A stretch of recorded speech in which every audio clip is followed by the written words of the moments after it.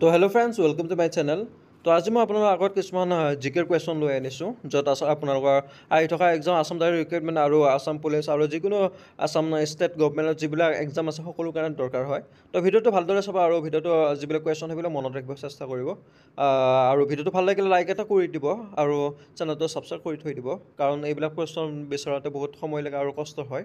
গতিকে আপোনালোকে মোৰ ভিডিঅ'টো ভাল লাগিলে লাইক এটা কৰি দিব আৰু চেনেলটো ছাবস্ক্ৰাইব কৰি থৈ দিব।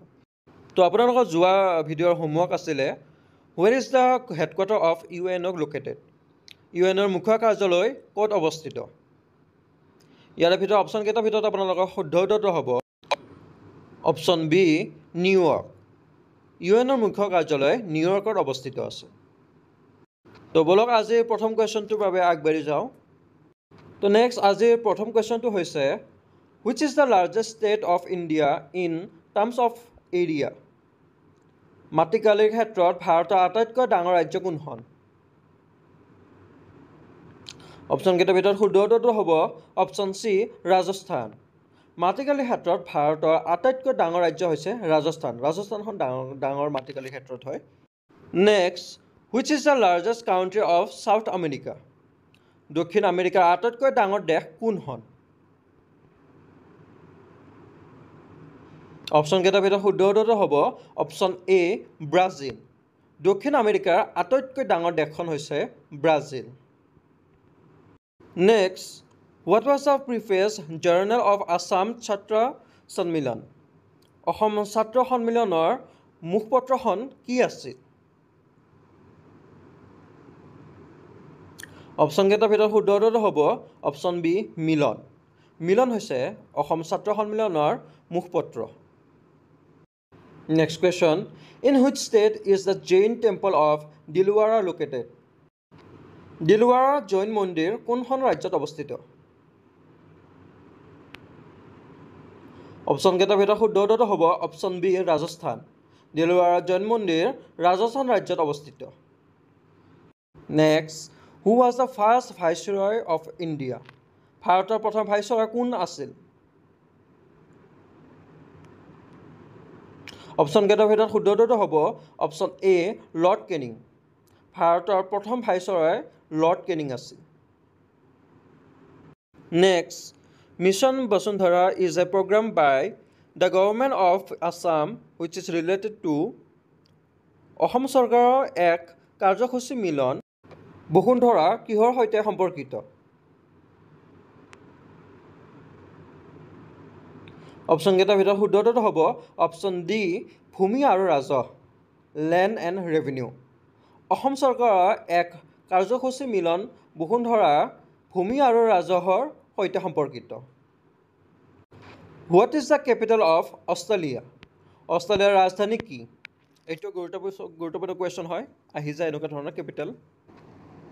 মই সেইকাৰণে এই কেপিটেলবোৰৰ ওপৰত এটা ভিডিঅ' বনাম, য'ত আপোনালোকৰ কাৰণে বহুতখিনি সুবিধামূলক হ'ব। তো ভিডিঅ'টো ভাল লাগে লাইক এটা কৰিব আৰু চেনেলটো ছাবস্ক্ৰাইব কৰি থৈ দিব, যাতে সেই ভিডিঅ'টো আপলোড কৰাৰ লগে আপোনালোকে অতি সোনকালে পায়।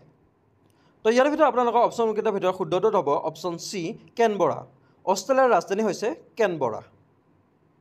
Next where is the great barrier reef located. Great barrier reef ক'ত অৱস্থিত? অপশ্যনকেইটাৰ ভিতৰত শুদ্ধ উত্তৰটো হ'ব option B Australia. Great barrier reef অষ্ট্ৰেলিয়াত অৱস্থিত আছে। Next who is popularly known as Assamese Vyas. Asomiya Vyas নামেৰে জনপ্ৰিয় কোন? ইয়াৰ ভিতৰত আপোনালোকৰ শুদ্ধ উত্তৰটো হ'ব অপশ্যন বি ৰাম সৰস্বতী। ৰাম সৰস্বতীক অসমীয়া ব্যাস নামেৰে জনপ্ৰিয়।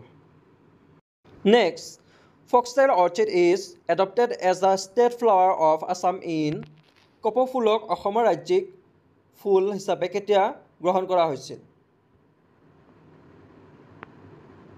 অপশ্যনকেইটাৰ ভিতৰত শুদ্ধ উত্তৰটো হ'ব অপশ্যন চি 2003। কপৌফুলক অসমৰ ৰাজ্যিক ফুল হিচাপে 2003ত গ্ৰহণ কৰা হৈছিল।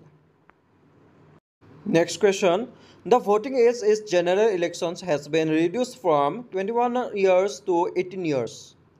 সাধাৰণ নিৰ্বাচনত ভোটদানৰ বয়স 21 বছৰৰ পৰা 18 বছৰলৈ হ্ৰাস কৰা হৈছে। কোনটো এমেণ্ডমেণ্টত হ্ৰাস কৰা হৈছে ইয়াতে সুধিছে।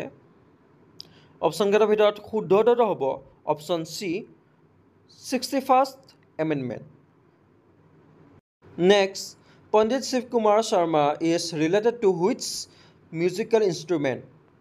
Pandit Shiv Kumar Sharma কোনবিধ বাদ্যযন্ত্ৰৰ সৈতে সম্পৰ্কিত? ইয়াৰ ভিতৰত আপোনালোকৰ শুদ্ধটো হ'ব অপশ্যন ডি সন্তুৰ। পণ্ডিত শিৱ কুমাৰ শৰ্মা সন্তুৰ বাদ্যযন্ত্ৰৰ সৈতে সম্পৰ্কিত। Next, when was BIMSTEC established? BIMSTECৰ প্ৰতিষ্ঠা কেতিয়া কৰা হৈছে? ইয়াৰ শুদ্ধটো হ'ব অপশ্যন চি 1997 চন। 1997 চনত BIMSTECৰ প্ৰতিষ্ঠা কৰা হৈছিল আৰু ইয়াৰে হেডকোৱাৰ্টাৰ ঢাকা বাংলাদেশত আছে। Next, Hasti বিদ্যানভা was composed during the reign of হস্তি বিদ্যানভৰ কাৰ ৰাজত্বকালত ৰচিত হৈছিল? অপশ্যনকেইটাৰ ভিতৰত শুদ্ধটো হ'ব অপশ্যন চি শিৱসিংহ। হস্তি বিদ্যানভৰ শিৱসিংহৰ ৰাজত্বকালত ৰচিত হৈছিল। Next, mount Abu is a hill station located in dash range. Mount Abu পাহাৰীয়া স্থান কোনটো পৰ্বতমালাত অৱস্থিত? অপশ্যনকেইটাৰ ভিতৰত শুদ্ধটো হ'ব option C Aravalli. Mount Abu পাহাৰীয়া স্থান আৰাৱলী পৰ্বতমালাত অৱস্থিত। Next, tuberculosis is related to what? যক্ষ্মা ৰোগ কিহৰ সৈতে সম্পৰ্কিত? অপশ্যনকেইটাৰ ভিতৰত শুদ্ধটো হ'ব অপশ্যন এ বেক্টেৰিয়া। যক্ষ্মা ৰোগ বেক্টেৰিয়াৰ সৈতে সম্পৰ্কিত। Next, who receive the title Pratap Ballav? কোনে প্ৰতাপ বল্লভ উপাধি লাভ কৰিছিল? অপশ্যনকেইটাৰ ভিতৰত শুদ্ধটো হ'ব অপশ্যন ডি কলীয়া ভোমোৰা। কলীয়া ভোমোৰা প্ৰতাপ বল্লভ উপাধি লাভ কৰিছিল। নেক্সট কুৱেশ্যন, হু বিল্ড শান্তি নিকেতন? শান্তি নিকেতন কোনে নিৰ্মাণ কৰিছিল? অপশ্যনকেইটাৰ ভিতৰত শুদ্ধটো হ'ব অপশ্যন চি ৰবীন্দ্ৰনাথ টেগৰ। শান্তি নিকেতন ৰবীন্দ্ৰনাথ টেগৰে নিৰ্মাণ কৰিছিল। Next, who among the following was the first editor of Jonaki? জোনাকীৰ প্ৰথম সম্পাদক কোন আছিল?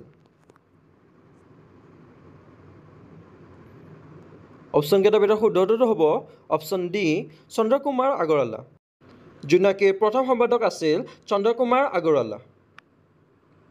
নেক্সট, আজি এইটো লাষ্ট কুৱেশ্যন হয় আৰু এইটো ইম্পৰ্টেণ্টো হয়। What units are use to measure sound level? শব্দৰ প্ৰাবল্য কি এককত জোখা হয়? অপশ্যনকেইটাৰ ভিতৰত শুদ্ধটো হ'ব অপশ্যন বি ডেচিবল। শব্দৰ প্ৰাবল্য ডেচিবল এককত জোখা হয়। তো আজি এই কুৱেশ্যনকেইটা আপোনালোকে কেনেকুৱা লাগিলে মোক জনাব আৰু ভিডিঅ'টো ভাল লাগিলে লাইক এটা কৰি দিব। তো বলক আপোনালোকৰ আজিৰ হোমৱৰ্কটো ফালে যাওঁ। তো আজি আপোনালোকৰ হোমৱৰ্কটো হৈছে when was the World Health Organization formed? বিশ্বৰ স্বাস্থ্য সংস্থা কেতিয়া গঠন কৰা হৈছিল? এই যে কয় WHO বুলি, এইটোৱে হৈছে WHO ৱৰ্ল্ড হেল্থ অৰ্গেনাইজেশ্যন। ইয়াৰে ফুল ফৰ্ম হৈছে এইটো। আপোনালোকে শ্বৰ্ট ফৰ্মৰ এই ফুল ফৰ্মটো মনত ৰাখিব। WHO বুলি কেতিয়াবা আহিছে কুৱেশ্যনত যে WHOৰ ফুল ফৰ্মটো কি? তো WHOৰ ফুল ফৰ্ম হৈছে ৱৰ্ল্ড হেল্থ অৰ্গেনাইজেশ্যন। তো ইয়াৰে আপোনালোকক সুধিছে যে বিশ্ব স্বাস্থ্য সংস্থা কেতিয়া গঠন কৰা হৈছিল? WHO কেতিয়া গঠন কৰা হৈছিলে সুধিছে। অপশ্যনকেইটা আছে 1948 চন, 1945 চন, 1946 চন আৰু 1946 চন। তো ইয়াতে শুদ্ধটো আপোনালোকে মোক কমেণ্ট ছেকশ্যনত জনাব আৰু ভিডিঅ'টো ভাল লাগিলে লাইক এটা কৰি দিব আৰু চেনেলটো ছাবস্ক্ৰাইব কৰি থৈ দিব। কাৰণ বহুত গুৰুত্বপূৰ্ণ আৰু কুৱেশ্যন বাকী আছে, সকলো এটা এটাকৈ আনি আছোঁ। আপোনালোকে চেনেলটো ছাবস্ক্ৰাইব কৰি থৈ দিব। তো আজিৰ বাবে ভিডিঅ'টো সামৰিলোঁ। ভিডিঅ'টো ভাল লাগিলে লাইক এটা কৰি দিব।